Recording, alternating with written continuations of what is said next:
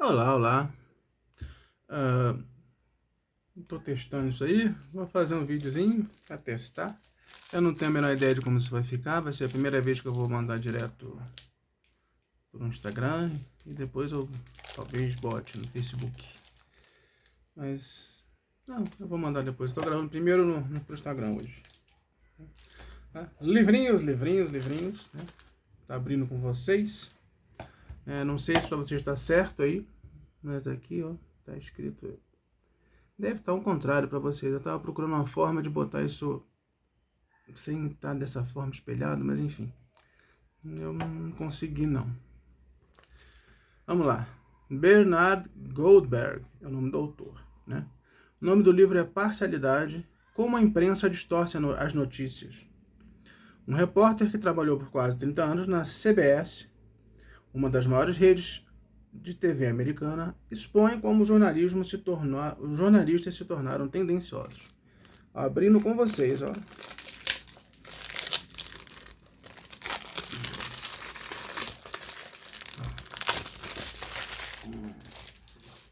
Hoje vai ser só editora Peixoto Neto. E mamãe, cara? Peixoto Neto. Não sei se vai dar pra ver. Deve estar ao contrário. Editora Peixoto Neto. Vamos lá, nós já lemos ali, né? Agora nós vamos ler, como sempre, a capa. O índice, se tiver alguma coisa bastante interessante. Se for um índice pequeno, como sempre, eu vou ler ele inteiro. Se for um índice gigantesco, que nem de outros livros, eu vou ler só alguns tópicos que me chamarem mais atenção, né? A capa nós já lemos, acabamos de ler, né? Vamos aqui, né, para a primeira orelha. São muitas as razões, ó, este aqui, ó. São muitas as razões que explicam o número cada vez menor de pessoas que assistem aos noticiários da TV.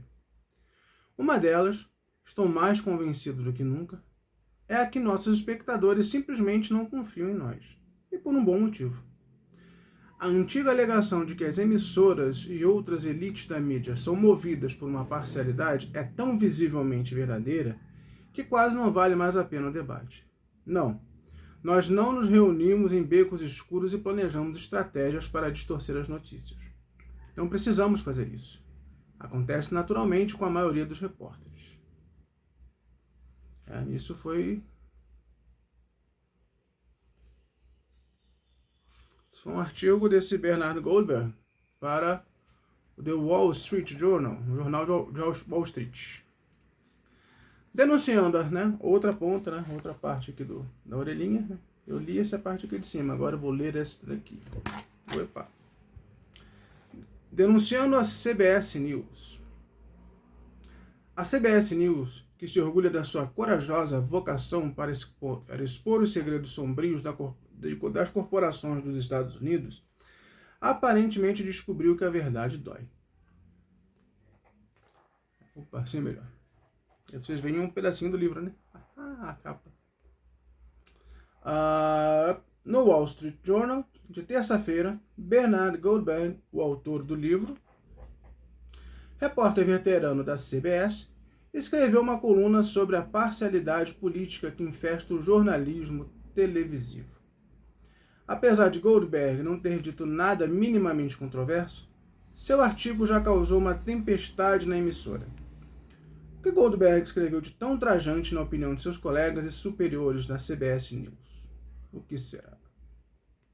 Para começar, ele destaca que a antiga alegação de que as emissoras são movidas por uma parcialidade é tão visivelmente verdadeira que quase não vale mais a pena o debate. Novamente, isso só se repete o óbvio. Né? O artigo seria de pouco ou nenhum interesse se não fosse pelo fato de Goldberg trabalhar para uma dessas emissoras. Ele está lá dentro vendo. Ele prossegue dissecando que o viés político de um segmento da CBS Evening News, apresentado pelo repórter Eric Engberg, sobre a proposta dos impostos fixos do então candidato republicano Steve Forbes. Né? Ele prossegue dissecando o viés político que um dos repórteres, né, de um segmento da CBS Evening News. Não, opa. Ele prossegue dissecando o viés político de um segmento da CBS Evening News, apresentado pelo repórter Eric Engberg, sobre a proposta de impostos fixos do então candidato republicano Stephen Forbes. Após destacar que Engberg empregou uma linguagem pejorativa para influenciar o telespectador, ele usou termos tendenciosos como armação e elixir na discussão proposta. Goldberg argumenta que o repórter... Essa câmera é um pouco diferente, então eu tô meio... Ela dá uns pulos aqui, eu não... A primeira vez que eu gravo com ela, eu tô meio... tomando um susto aqui, mas acho que passou. Ele prega esse repórter, né? Esse Eric Engberg, ele emprega a linguagem pejorativa para influenciar o telespectador, né? Aquele monte de melhorou mais, né? Esse tipo de coisa, né? Que tudo enfim, tudo tá errado, tudo é teoria da conspiração, enfim, essas coisas, né? Chapéu de alumínio, né? Ele usou esse americano aqui, o Eric, né? O Eric usou, né, termos tendenciosos como armação e elixir na discussão da proposta. Goldberg argumenta que o repórter não identificou a orientação decididamente esquerdista de um analista do Instituto Brookings, que, ao ser entrevistado, menosprezou as ideias de Forbes. Engberg teria finalizado sua reportagem chamando o imposto fixo de maluco. Então, Goldberg faz uma pergunta fácil de responder. Você consegue imaginar, nos seus sonhos mais estranhos, um repórter de uma rede de TV chamando o projeto da área de saúde da Hillary Clinton de maluco? Lembrando que a Hillary Clinton aqui seria equivalente à esquerda no Brasil. Claro que não, né? Só lembrar lá do nosso amigo, né? Nosso amigo da Sabatina, né? Que o Lula pode tudo e o Bolsonaro não pode nada. É mais ou menos isso, né? O segmento de Engberg, essa é a principal mensagem de Goldberg, indica uma síndrome mais ampla. Noite após noite, os telejornais transmitem as notícias com a matiz de esquerda. Ora para desacreditar a iniciativa dos direitos civis na Califórnia, plebiscito anticotas raciais. Ora para desacreditar o projeto de reforma do programa de saúde para idosos, de autoria dos republicanos. E a maioria dos repórteres nem sequer percebe que seu trabalho apresenta um viés ideológico. Lembra do aumento do piso salarial para os enfermeiros? Pois bem, o PT votou contra e aí não conseguiram. Agora que o Lula está aí, agora eles são a favor.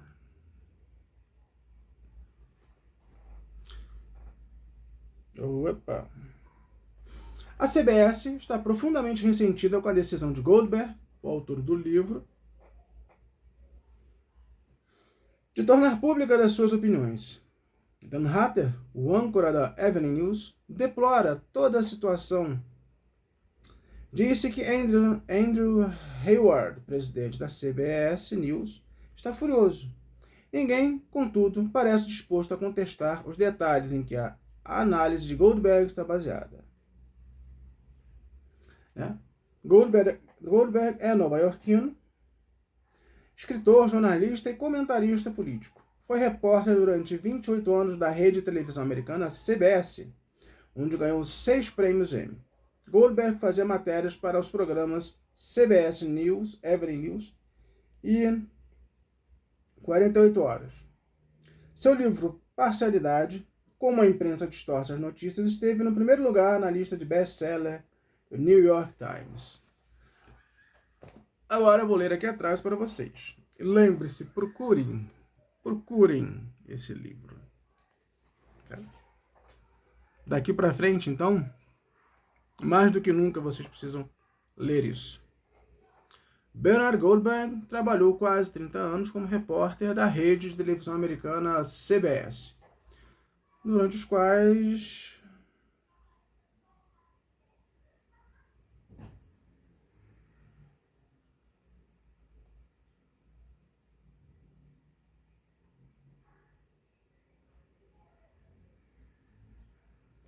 eu estou passando um olho rápido aqui, porque eu acho que isso já foi dito antes. Esse livro, que esteve em primeiro lugar no best-seller do The New York Times, o autor faz meia-culpa: sou responsável pela baboseira, coisa que uma par de gente aí não faz, né? Porque, né? Não se espante se daqui pra frente, né? Mensalão vai virar fake news, teoria da conspiração, terra plana e essas coisas que a gente tá cansado de ouvir. Cadê? Faz o meia-culpa e denuncia que a cobertura jornalística é frequentemente distorcida para beneficiar partidos, os grupos, as pessoas ou as ideias que são da preferência do jornalista. Os resultados desse viés ideológico foi um declínio na audiência dos programas jornalísticos das 3 principais redes de televisão americanas, CBS, NBC e ABC, e a queda de tiragem dos grandes jornais impressos. E também explica a revitalização das rádios nos Estados Unidos. Esta prestação de contas... Esses são trechos de coisas, de comentários sobre o livro e sobre o autor em alguns jornais. Vamos começar pelo Wall Street Journal, Jornal de Wall Street. Esta prestação de contas de carreira de Goldberg na CBS, repleta de histórias sobre um elitismo repulsivo e preconceituoso de seus pares, eleva o livro Parcialidade a um status de leitura obrigatória. Sua alegação é irrefutável. Bernie Goldberg está completamente certo. A falta de confiança na mídia baseia-se no confronto diário entre as visões de mundo dos repórteres, de um lado, e a dos seus leitores e telespectadores, do outro. A parcialidade é um elefante na sala de estar, disse um crítico do jornalismo.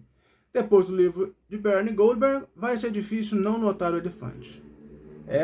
Esse foi escrito no News and World Reporter, US, João Léo. Vamos para o próximo, que também abrirei aqui para vocês. Esse é o Coleção de Filosofia, também da editora Peixoto Neto, como eu falei. Hoje será só Peixoto Neto. Cortando aqui, ó. Opa.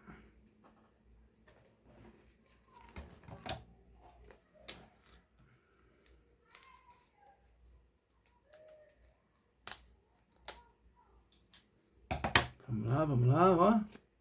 Livrinhos.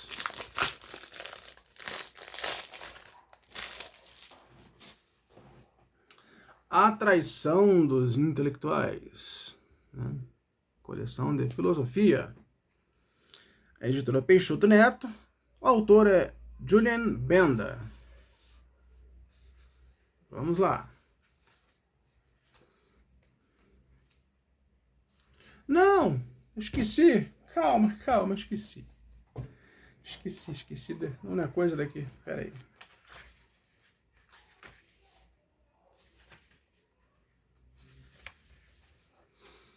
Sumário é curtinho, eu vou ler para vocês. Ó. Introdução. Eles pensam que você é um traidor. A máfia dos noticiários. Espancado por The Dun. O imperador está nu. Política de identificação. Como Bill Clinton resolveu o problema de falta de moradia nos Estados Unidos? A epidemia do medo. Pensei que o nosso trabalho fosse contar a verdade. Que tal uma mídia que seja um reflexo dos Estados Unidos? Os alvos são os homens, por onde os ladrões e cafetões andam livremente.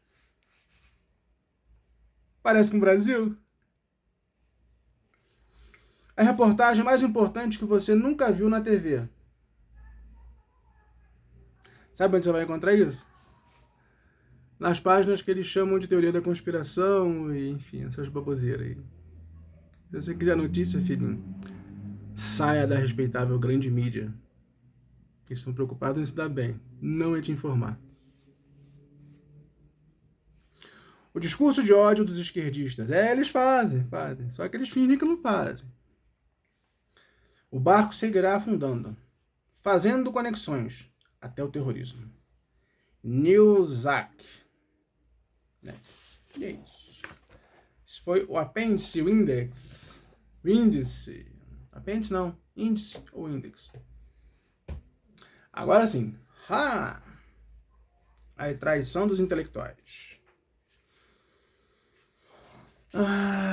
Julian Benda. Também editora Peixoto Neto. Compre essas coisas antes que sumam.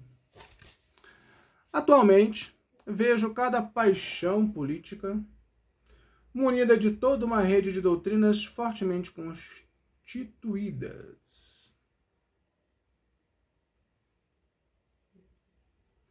cuja única função é mostrar-lhe, de todos os pontos de vista, o supremo valor da sua ação, e nas quais ela se projeta decuplicando naturalmente sua força passional. Para avaliar a que ponto de perfeição nosso tempo levou esse sistema, a esses sistemas, com a aplicação com que tenacidade cada paixão soube edificar. Em todas as direções, teorias capazes de satisfazê-la. Com que luxo de pesquisas, de trabalho, com que aprofundamento eles se lançaram em todas as direções. Basta citar um sistema ideológico do nacionalismo alemão dito pangermanismo e do monarquismo francês.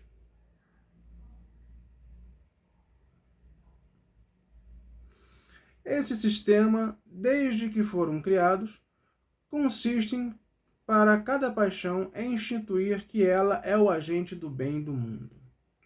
Que o seu inimigo é o gênio do mal. Contudo, ela pretende hoje instituir isso não mais apenas na ordem política, mas também na ordem moral, intelectual e estética. O antissemitismo, o pangermanismo, o monarquismo francês, o socialismo não são apenas manifestos políticos, de moralidade, de inteligência, de sensibilidade, de literatura, de filosofia, de concepção artística. Acrescentamos que nosso tempo introduziu na teorização das paixões políticas duas novidades que não deixam de intensificá-las, singularmente.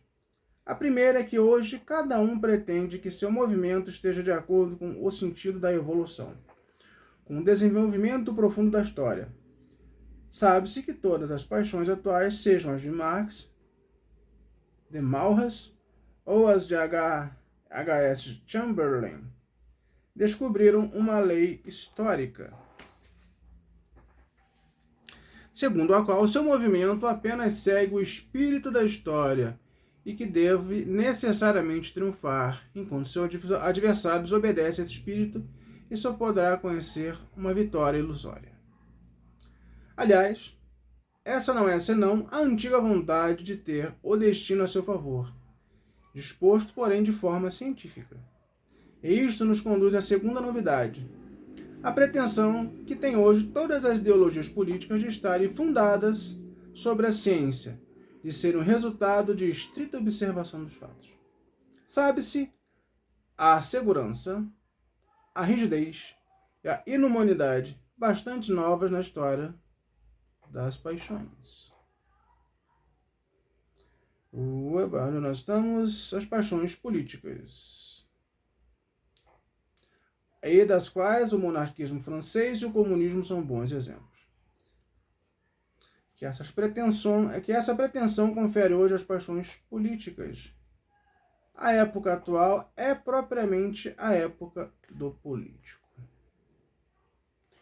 Julian Benda nasceu em Paris em 1867, depois de estudos na École Centrale, Escola Central, e em Sorbonne. Colaborou com Charles Péguy no Carrier de la Quinzaine. Eu não sei falar francês. Olha lá. Chairs de la Quinzaine, com Z. Publicou livros como Belphégor, com PH, e A Traição dos Intelectuais, que desencadearam violentas reações.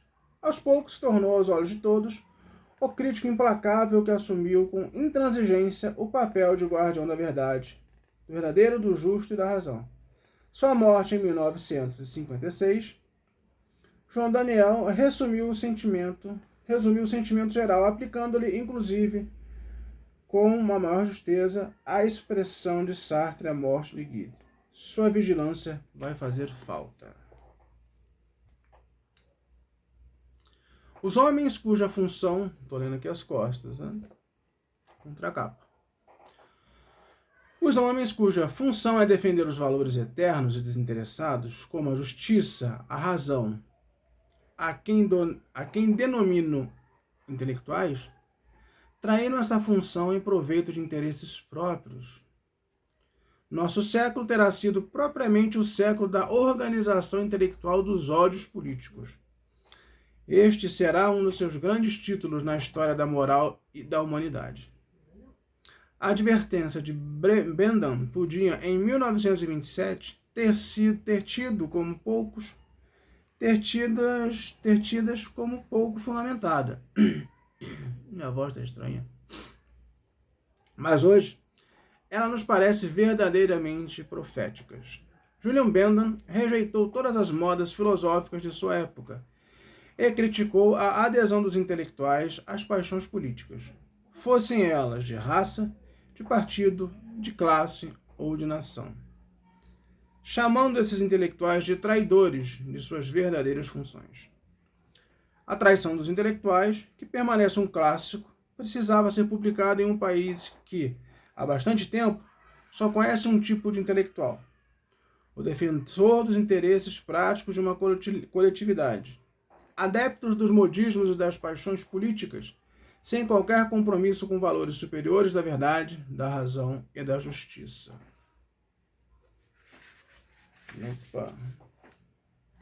Eu tô começando a achar que eu apresento para vocês só aqueles livros, só livro aí, pé na cara, mas tá bom, tá bom. Vamos lá, o sumário aqui é curtinho, eu vou ler inteiro. Os intelectuais ainda atraem?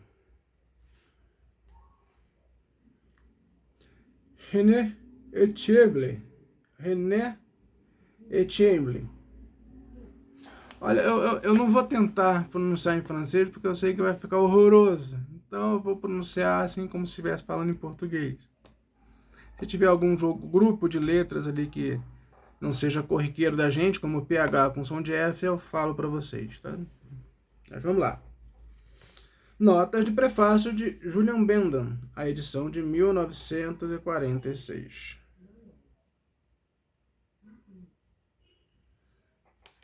Apêndice dos valores intelectuais. Prefácio à primeira edição. A Traição dos Intelectuais. Parte 1. Aperfeiçoamento moderno das paixões políticas. A era do político. 2. Significação desses movimentos. Natureza das paixões políticas. 3. Os intelectuais. A traição dos intelectuais. 4. Visão do conjunto e prognóstico. Filosofia moderna. Este é um livro de filosofia moderna que até hoje eu não vi entrar, né? Eu não vi falar sobre esse cara na universidade. Eu estou terminando o bacharelado em filosofia. Resumindo, não acredite em tudo que te contam na faculdade. Nem na escola, nem em raio de curso nenhum. Aí pro lado de fora.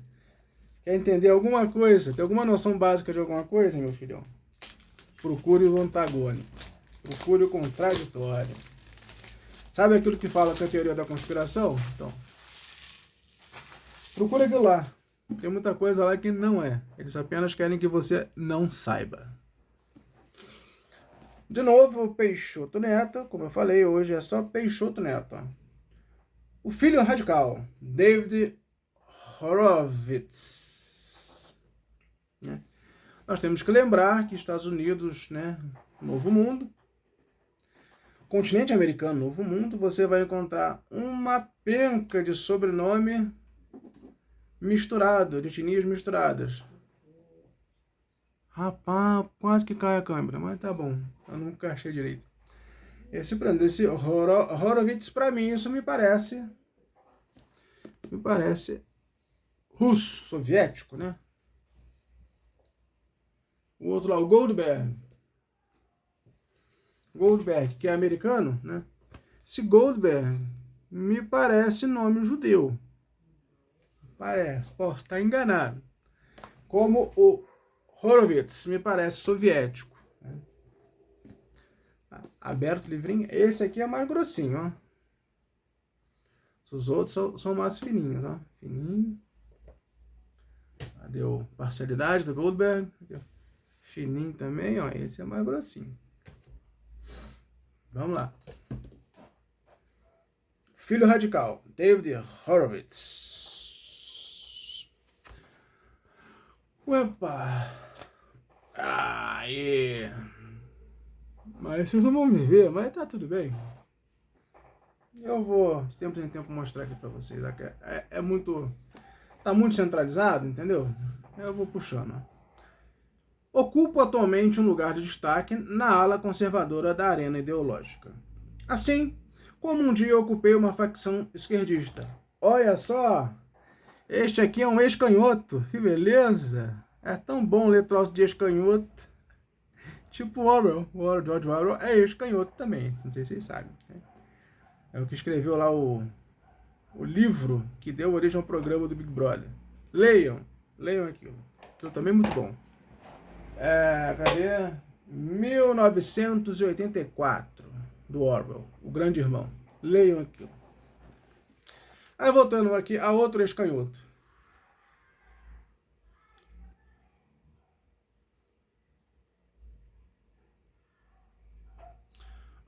Ocupa atualmente um lugar de destaque na ala conservadora da arena ideológica. Assim como um dia ocupei na facção esquerdista. Mas os conservadores aos quais me unir não são como os inimigos que imaginei. A própria designação não dá conta de descrever quem são eles, ou quem sou eu. O colapso do comunismo e do futuro imaginado pelos progressistas demonstra o quanto a linguagem moral da política foi deturpada pelos radicais. Os anjos caídos da esquerda progressista, marxistas e socialistas, são hoje considerados fantasmas reacionários de um passado opressor. Por outro lado, são justamente os adversários ideológicos dessa mesma esquerda aquela que vem anunciar a chegada de um futuro livre. Muitos dos meus camaradas, como eu, começaram sua jornada no radicalismo ainda nos anos 60, passaram a reconsiderar suas opiniões políticas. Nos últimos anos, percebeu-se que os Estados Unidos realmente se afastara dos conceitos radicais dos seus projetos destrutivos. Aquilo que aprendi de uma forma ou de outra ao longo do caminho, na minha caminhada. Outros americanos também parecem ter aprendido. Irving Kristol, que teve seus momentos de questionamento antes de mim, observou que todas as gerações se defrontam com a ameaça bárbara da personificação de seus próprios filhos. Eu acho que esse vai ficar um pouco maior do que eu gostaria, mas tá bom, é rapidinho. A quem devem civilizar e educar. Opa, matou a frase, espera aí.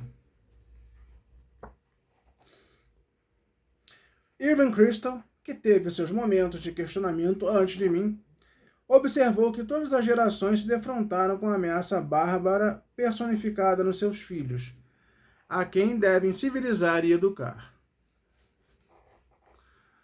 E este o perene desafio: educar os nossos filhos sobre a condição humana, sobre como lidar com as tarefas da vida e em um mundo que é e continuará eternamente imperfeito. A negação de tal realidade é o que move o impulso radical e é responsável por seu poder de destruição. E, consequentemente, por grande parte da história sangrenta de nossa época. A minha própria vida, muitas vezes dolorosa e quase sempre sem rumo, jamais poderá ser considerada uma história em si mesma, posto que é parte dessa narrativa maior do que nós todos vivenciamos. David Horowitz é coautor de 3 best-sellers: The Rockefeller, An American Dynasty, The Kennedy, An American Dream e The Fords, An American Epic. Os Rockefeller, a dinastia americana; os Kennedy, o sonho americano; e a Ford, e os Ford, o épico americano. Fundador do David Horowitz Freedom Center, antigo Centro de Estudo Popular e Cultura, Centro para o Estudo da Cultura Popular, foi também editor do jornal Heterodoxia. Atualmente vive em Los Angeles, né? Lerei aqui atrás. David Horowitz relata em O Filho Radical a Odisseia de uma geração. A Odisseia de uma geração sua. Está falando, sei lá, enfim. A Odisseia de uma geração, sua peregrinação. Não. Entendi. Calma. O autor relata no livro sua peregrinação política desde os radicais dos anos 60 até os primeiros anos da década de 90 e os amigos e inimigos que fez pelo caminho. Sob um privilegiado ponto de vista, no centro da ação, Horowitz preencheu sua autobiografia com vividos retratos de personagens que atuaram na cena radical da época. Encontramos Bertrand Russell, filósofo mundialmente famoso. Esse você vai estudar pelo menos um pouquinho no bacharelado ou na licenciatura. Filósofo mundialmente famoso e fundador do Tribunal Internacional de Crimes de Guerra, instituição responsável por investigar ações criminosas cometidas na Guerra do Vietnã. Tom Hailen, um radical que promoveu guerrilhas, casou-se com uma estrela do cinema, Jane Fonda, e se tornou senador pelo estado da Califórnia quando suas revoluções falharam. Conhecemos Huey Newton, fundador do Partido Panteras Negras, juntamente com Bob Seale, o qual se tornaria a mais ressonante símbolo da militância negra e cujas ações violentas contribuíram para o afastamento de Horowitz da esquerda.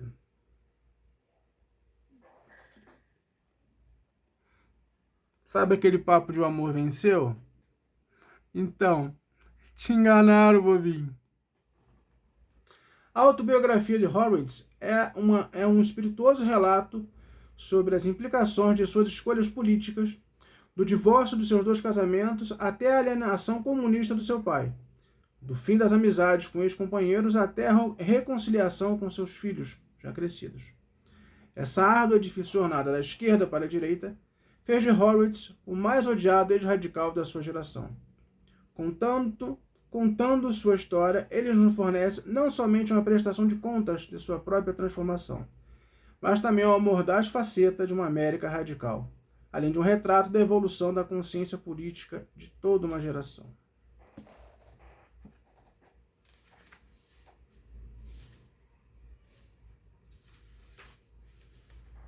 Sumário. Índice. Parte 1. Buracos Negros, de 1904 a 1939. Fievel, Rússia, Blanche. Parte 2. Maioridade, de 1940 a 1956. Sunnyside, Ídolos, Lealdade, Mártires e Elissa. Parte 3. Novos Mundos, Berkeley, e Londres. Parte 4. Revoluções. Poder ao povo. Tragam a guerra para casa. Gerações. Parte 5. Panteras. Huey e Beth. Parte 6. Investigações internas. Perguntas. Divórcio. Hacking. Parte 7. Reconsiderações. Geração destrutiva. Depois da queda e epílogo. Então é isso. Por hoje é só, pessoal. Aconselho vocês que estão por aí a dar uma olhada nos livros que eu ando colocando. Compre o que você pode. Porque se tudo der errado, essas editoras vão para o espaço, né? Vocês estão sabendo. Enfim, até já.